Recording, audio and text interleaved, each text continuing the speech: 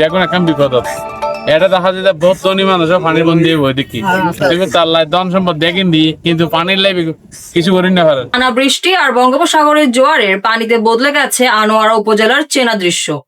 যে উঠানে গত কয়েকদিন আগেও ছিল হাসি। টানা বৃষ্টি আর বঙ্গোপসাগরের জোয়ারের পানিতে বদলে গেছে আনোয়ারা উপজেলার চেনা দৃশ্য। যে উঠানে গত কয়েকদিন আগেও শিশুদের হাসি ছিল, আজ সেখানে শুধু থই থই পানি। যে ঘরে সন্ধ্যায় চুলা জ্বলতো, আজ সেই ঘরেই নেমে এসেছে অনিশ্চয়তা। এই কঠিন সময়ে কারোর জন্য এক প্যাকেট শুকনো খাবার শুধু খাবার নয়, এটি একটি ভরসা, একটি সাহস, একটি বার্তা। ঠিক সেই মানবিক বার্তা নিয়ে পানিবন্দী মানুষের দ্বারে দ্বারে পৌঁছে গেছেন রেহানা সিরাজ ফাউন্ডেশনের চেয়ারম্যান এবং আগামী উপজেলা নির্বাচনে সম্ভাব্য উপজেলা চেয়ারম্যান পদপ্রার্থী মোহাম্মদ শাহেদ। আজ গহিরা ঘাটকুল ৯ নম্বর ওয়ার্ড মোহাম্মদিয়া দাখিল মাদ্রাসা এলাকা সহ বিভিন্ন স্থানে তিনি নিজ হাতে খাদ্য সামগ্রী ও প্রয়োজনীয় উপহার তুলে দেন পানিবন্দী পরিবারগুলোর হাতে।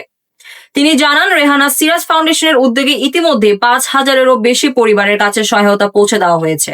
এই কার্যক্রম এখনো অব্যাহত রয়েছে। ত্রাণ বিতরণের সময় মোহাম্মদ শাহিদের একটি কথা উপস্থিত সবার হৃদয় ছুঁয়ে যায়। তিনি বলেন, এটি কোনো ত্রাণ নয়, এই এলাকার মানুষ কারো মুখাপেক্ষী নয়। হঠাৎ বন্যার পানিতে আটকে পড়ায় তারা সাময়িক বিপদে পড়েছে। আজ তাদের পাশে দাঁড়ানো আমার দায়িত্ব, কারণ আগামীকাল আমার বাড়ির চারপাশেও পানি উঠতে পারে, তখন আমিও আপনাদের মতোই অসহায় হয়ে যেতে পারি। দেখা যায় বহুত ধনী মানুষ পানির বন্দি বই দেখি তার লাই ধন সম্পদ দেখেন দি কিন্তু পানির লাই কিছু করি না পারে। এইরকম বহুত মানুষ নেই কারণ আর বিল্ডিং এর দোনো সাইডে পানি উঠে আর বিল্ডিং এর বই পানি বন্দি না সমস্যা নাই। মানুষ মানুষের জন্য, এই বিশ্বাস থেকেই আমি এসেছি। আর এই বিনয়ী আচরণ ও আন্তরিকতা অনেকেই দৃষ্টি কেড়েছে। কোনো দূরত্ব নয়, কোনো অহংকার নয়, পানিবন্দী মানুষের পাশে দাঁড়িয়ে তাদের কথা শুনেছেন, সান্ত্বনা দিয়েছেন, খোঁজ খবর নিয়েছেন। ঠিক আছে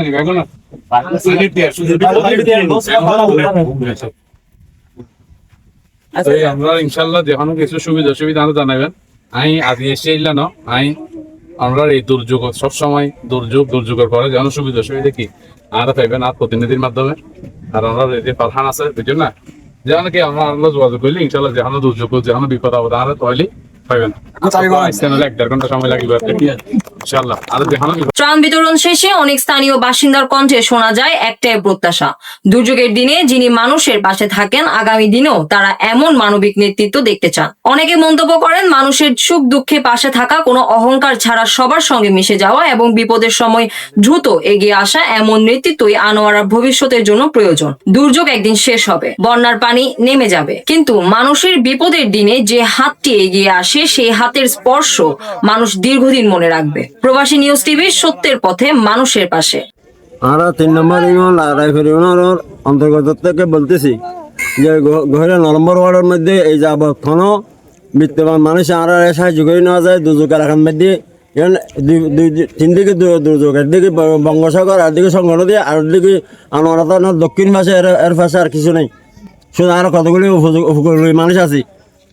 আমরা এই যাবৎক্ষণ লোকের অনুদান পাই নাই।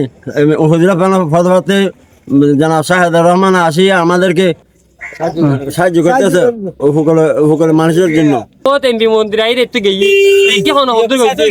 কিন্তু আরে বিয়ে করে সাথে এখন নতুন সাথে এখন তোরা কি নতুন পুরান সাথে নতুন ভারত জোয়ার হানি এই লানি না বাড়ি না বাড়ি ভারত হাই না বাড়ি